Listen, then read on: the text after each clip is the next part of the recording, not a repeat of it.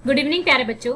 ये जो वर्कशीट है ये आपकी 28 अगस्त की वर्कशीट है, वर्कशीट नंबर 47, जो कि आपको कल 28 अगस्त को करनी है। 6th, 7th और 8th क्लास के बच्चे इस वर्कशीट को करेंगे। तो बच्चों आज हम जानेंगे किसके बारे में, अपनी पार्लियामेंट के बारे में। तो सबसे पहले मैं आपको पार्लियामेंट का फोटो दिखाना चाहूंगी। तो ये देखिए, ये है हमारी पार्लियामेंट।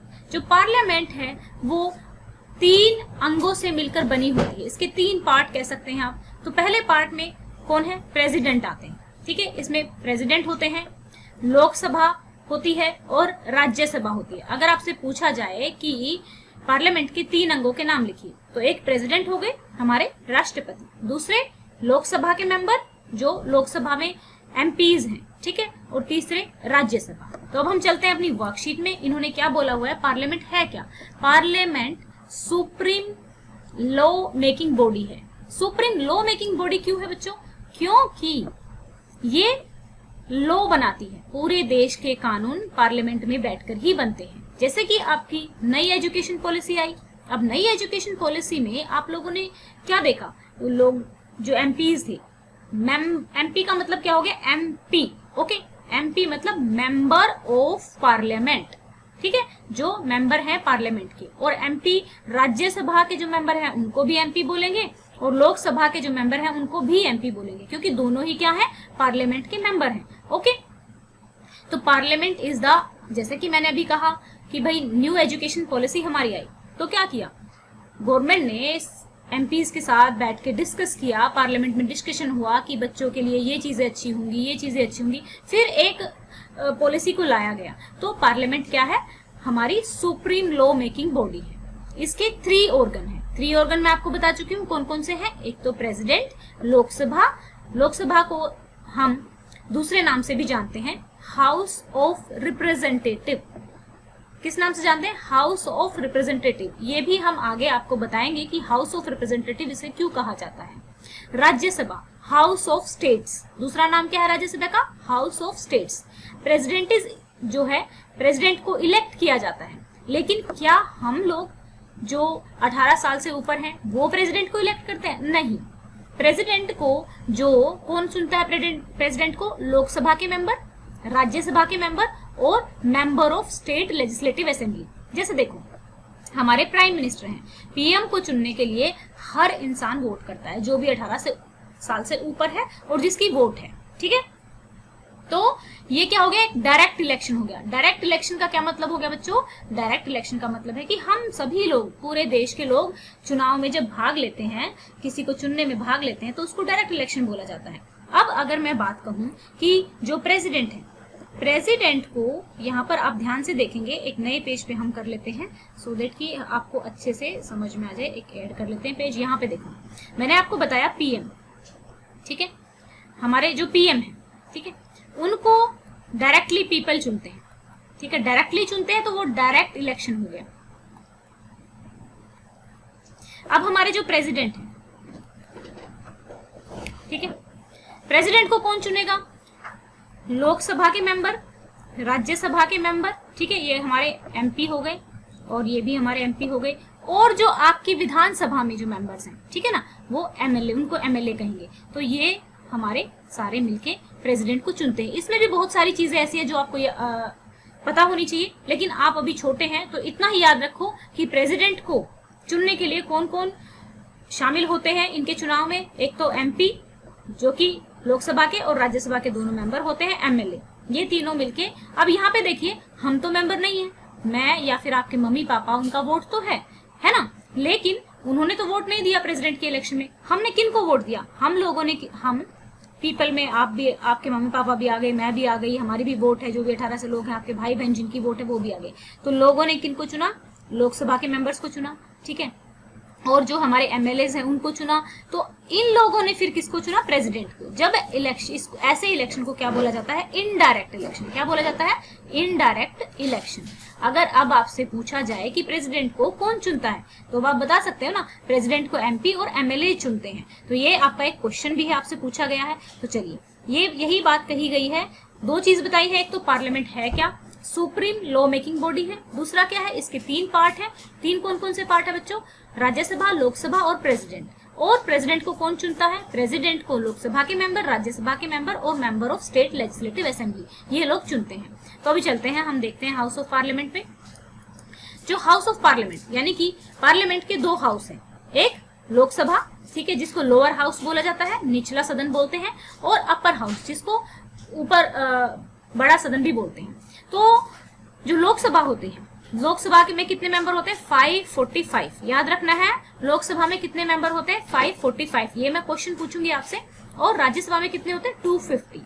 ठीक है, अब जो ये 545 मेंबर हैं, इनमें से 543 तो इलेक्शन से आते हैं, डायरेक्ट हम लोग इलेक्ट करते हैं, हम लोग उनको वोट करते हैं। ठीक है, और 2 मेंबर जो हैं राष्ट्रपति अपनी मर्जी से नॉमिनेट कर देते हैं कि भाई मैं इन 2 मेंबर्स का जो योगदान है हमारी सोसाइटी में बहुत ही बढ़िया है।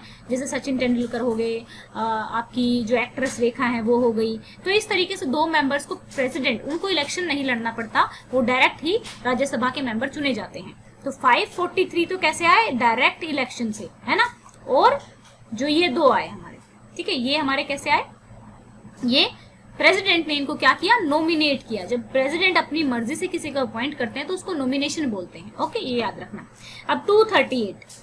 अब ये बच्चों देखो, जिसको ये लेक्चर और ज्यादा डिटेल में समझना है कि एमपीज या फिर एमएलएस किस तरीके से चुने जाते हैं, तो मैं एक वीडियो शेयर करूंगी, मेरी ही वीडियो है, जूम एजुकेशन के टेलीग्राम चैनल पर। जो लोग जूम एजुकेशन के टेलीग्राम चैनल पर हैं वही लोग वो उस वीडियो को देख पाएंगे, क्योंकि जो लिंक है वो मैं प्राइवेट रखूंगी, सिर्फ वही लोग देख पाएंगे जो जूम एजुकेशन के टेलीग्राम चैनल पर है। ठीक है, अगर आप इंटरेस्टेड है, क्योंकि सारे बच्चे इंटरेस्टेड नहीं होते हैं, तो इसीलिए मैं वहां पे वो वीडियो शेयर कर दूंगी। जैसे कि आज मैंने एक और वीडियो 9th क्लास की शेयर की थी, एंडोरेटिकुलम वाली। तो इसी तरीके से जो प्राइवेट वीडियोस हैं, जो कुछ बच्चे इंटरेस्टेड होंगे जो टेलीग्राम चैनल पर हैं, वो देख सकेंगे। ठीक है, 238 मेंबर किसके होते हैं? देखो, टोटल मेंबर 250 है, 238 मेंबर क्या होंगे? इलेक्ट किए जाएंगे। ठीक है, और 12 मेंबर को कौन नॉमिनेट करेंगे? यहाँ पे तो सिर्फ 2 ही मेंबर को, और ये 2 मेंबर भी अभी बंद हो जाएंगे थोड़ा टाइम में, लो आ चुका है, लेकिन अभी फिलहाल आपकी वर्कशीट में आया है। तो ये 2 मेंबर चुने, लोकसभा में कौन नॉमिनेट करता है? आपके प्रेसिडेंट। और यहाँ पे जो 12 मेंबर हैं, राज्यसभा के कितने मेंबर नॉमिनेटेड होते हैं? 12 मेंबर नॉमिनेटेड होते हैं। ये आपको ध्यान रखना है। यही आपकी आज की वर्कशीट थी। क्या सीखा हमने वर्कशीट में? एक तो ये सीखा कि पार्लियामेंट है क्या। ठीक है, parliament supreme law making body है। इसके कितने ऑर्गन होते हैं? एक हमारा राज्यसभा, एक हमारा लोकसभा और तीसरा हमारा प्रेसिडेंट। ठीक है, लोकसभा में कितने मेंबर होते हैं? 545। ठीक है, और राज्यसभा में 250 मेंबर होते हैं। लोकसभा में से 2 सदस्य नॉमिनेट किए जाते हैं राज्यसभा के प्रेसिडेंट के द्वारा, और राज्यसभा में 12 मेंबर नॉमिनेट किए जाते हैं प्रेसिडेंट के द्वारा। तो यही आपके क्वेश्चन है। अगर आपने वर्कशीट अच्छे से समझ लिए तो आप क्वेश्चन भी अच्छे से कर ही पाएंगे। तो चलिए स्टार्ट करते हैं। Write down the name of your parliamentary seat and name of member of parliament MP as well. ठीक है, तो इन्होंने देखिए यहाँ पे इन्होंने ये कहा हुआ है कि आप ऑल नहीं बोला हुआ है, ऑल नहीं बोला हुआ है, तो आपकी मर्जी है कि आप कम लिखते हो। एमपीज में एक तो मैंने आपको बताया है, एमपी में हमारा क्या आ जाएगा? इन्होंने क्या पूछा? पार्लियामेंट्री सीट लिखिए अपने एरिया की, जिस भी आप एरिया में रहते हैं। Write down the name of your parliamentary seat and name the member of parliamentary MP as well.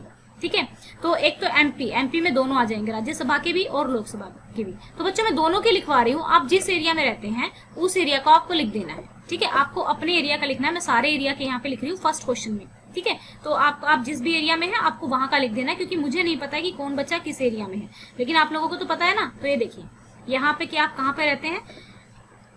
जो बच्चा चांदनी चौक में रहता है तो उनके जो एमपी है हर्षवर्धन है और उनकी पार्टी बीजेपी है। ईस्ट दिल्ली में रहने वाले श्री गौतम गंभीर है और बीजेपी पार्टी है। ठीक है, न्यू दिल्ली मीनाक्षी लेखी है, बीजेपी। नॉर्थ ईस्ट दिल्ली में जो बच्चे रह रहे हैं मिस्टर मनोज कुमार तिवारी, उनके एमपी हैं और बीजेपी पार्टी से वो इलेक्टेड हैं। ठीक है, ये आप इस तरीके से लिखेंगे। ठीक है, 7 सीटें हैं लोकसभा की दिल्ली में और राज्यसभा की 3 सीटें हैं। तो नॉर्थ वेस्ट दिल्ली में श्री हंस राज हंस है, साउथ दिल्ली में मिस्टर रमेश बिधूरी है, वेस्ट दिल्ली में श्री परवेश साहिब सिंह बीजेपी से हैं। अब राज्यसभा के भी, क्योंकि एमपी पूछा हुआ है, ये नहीं कहा, हो सकता है कि जो आपका एमपी है, आपके एरिया का एमपी है, वो आपका पॉसिबल है ना कि राज्यसभा से हो। ठीक है, तो यहाँ पे राज्यसभा के जो मेंबर है, आपको अपने एरिया का तो लिखना ही लिखना है, या फिर आपके एरिया का एमपी तो होगा ही होगा लोकसभा में। ठीक है, नेशनल कैपिटल NCT दिल्ली। ठीक है, ये है मिस्टर नरेंद्र दास गुप्ता जो राज्यसभा में है दिल्ली से, आप गवर्नमेंट के हैं। ये नेशनल कैपिटल टेरिटरी से दिल्ली से सुशील कुमार गुप्ता है। नेशनल कैपिटल टेरिटरी दिल्ली से मिस्टर संजय सिंह है। आप अपने एरिया के एमपी का नाम लिखना क्वेश्चन नंबर फर्स्ट में, ठीक है। क्वेश्चन नंबर फर्स्ट का आंसर है क्योंकि उन्होंने आपके एरिया का पूछा है। अब सेकंड क्वेश्चन में उन्होंने बोला है हाउ मैनी, इन्होंने हाउ मैनी आएगा, एन यहाँ पे मिसिंग है। How many Lok Sabha seats and Rajya Sabha seats are there in NCT of Delhi. कितनी सीट है, मैंने कितनी बताई है कि 7 सीट तो किसकी है, एनसीटी यानी कि national capital territory of Delhi have 7 seats of Lok Sabha and 3 seats of Rajya Sabha. तो ये सेकंड क्वेश्चन आप यहाँ पे लिखेंगे इस तरीके से जैसे ये पूरा बता दिया है। यहाँ पे आपको ये पूरा लिखना पड़ेगा, ये सेकंड वाला क्वेश्चन। एनसीटी में कितनी सीट है, 7 सीट है लोकसभा की और 3 सीट है राज्यसभा की। तो लोकसभा के सारे सदस्य, अब इस वाले क्वेश्चन में आपको सारे सदस्यों का नाम लिखना है, ठीक है। ये पूरा का पूरा जो मैंने भी बताया था ना, फर्स्ट क्वेश्चन में आपको अपने एरिया का एमपी का नाम लिखना है, सेकंड क्वेश्चन में ये सारा लिखना है। लोकसभा हेडिंग डाली है, जैसे मैंने हेडिंग डाली हुई है, इनके नाम लिखने हैं। 7 सीट है, इन 7 सीटों पे कौन कौन पर्सन है वो लिखना है, और उसके बाद यहाँ पे राज्यसभा, इन तीनों के आपको नाम लिखने हैं। ये था आपका काम किसका, सेकंड वाली जो क्वेश्चन है उसका। अब हम चलेंगे थर्ड क्वेश्चन में।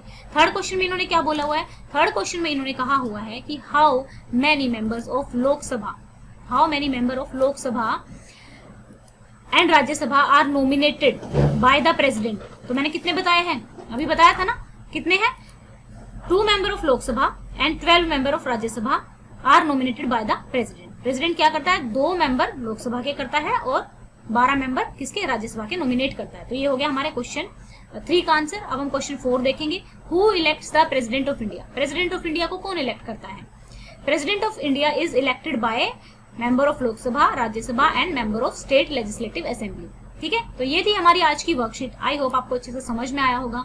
अगर आपको वीडियो अच्छी लगी तो जरूर लाइक किया कीजिए, और आपके जो कमेंट आते हैं उनके लिए वेरी वेरी थैंक यू। मतलब मुझे इतना अच्छा लगता है आपके कमेंट्स पढ़ के, बहुत ही अच्छा लगता है। दूसरी बात बच्चा, मैं आपको इतना कोशिश करती हूँ कि चीजें बहुत अच्छे से आपको समझ में आए, है ना। और अगर आप पूरी वीडियो नहीं देखते हैं, सिर्फ डायरेक्ट आंसर्स देख लेते हैं, तो उससे बच्चा आपका ही लॉस है। सोच के देखो, आप लोग अभी 6, 7, 8 क्लास में ही है। अगर अभी से आप पढ़ना स्टार्ट कर देंगे, ठीक है, अभी तक आपने मान लो पढ़ाई स्टार्ट नहीं की थी, आपको टीचर का नहीं समझ में आता था, ठीक है। अब ऐसा होता था क्लास में टीचर वही बात हो सकता है दोबारा रिपीट ना कर सके, क्योंकि बहुत बच्चे होते हैं, 70-80 बच्चे होते हैं क्लास में। लेकिन वीडियो का क्या होता है कि अगर आपको मान लो वीडियो का एक बार नहीं समझ में आया, एक बार फिर से वीडियो को देख लो, दोबारा देख सकते हो।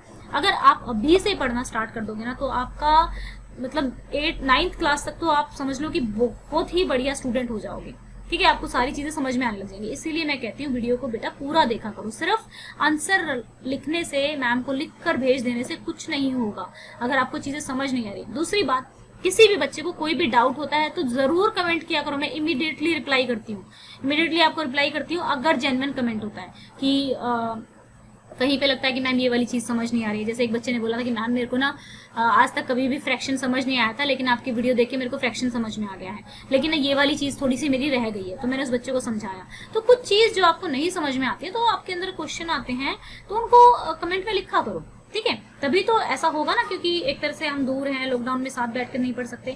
ऑनलाइन बहुत ही अच्छी पढ़ाई हो सकती है, लेकिन अगर आप लोग मेरे से इंटरेक्ट करोगे, मैं आप लोगों से इंटरेक्ट करूंगी, तो एक बहुत ही अच्छा सिस्टम हमारा हो जाएगा। आई होप ये वीडियो आपको अच्छी लगेगी और आप इसको जरूर लाइक करेंगे। अगर आपने अभी तक इसको सब्सक्राइब नहीं किया है चैनल को, तो आप सब्सक्राइब कर सकते हैं। और दूसरा, इस वीडियो को मैं इस टाइम इसलिए डाल रही हूँ क्योंकि बहुत सारे बच्चों के पेरेंट्स जो है सुबह ऑफिस चले जाते हैं, तो वो अपनी वर्कशीट टाइम पर नहीं दे पाते, तो इसलिए मैंने इवनिंग में डालना स्टार्ट कर दिया है। तो आप जो वर्कशीट्स हैं वो इवनिंग में देख सकते हैं, अपनी कंप्लीट कर सकते हैं, ठीक है। वैसे तो चाहती तो मैं यही हूँ कि आप सुबह भी पढ़ो, ठीक है, सुबह पढ़ो, लेकिन अगर फोन नहीं है तो फिर आप कर नहीं पाते, तो इसलिए मैंने डाल दिया। Thank you, have a nice day, may God bless you.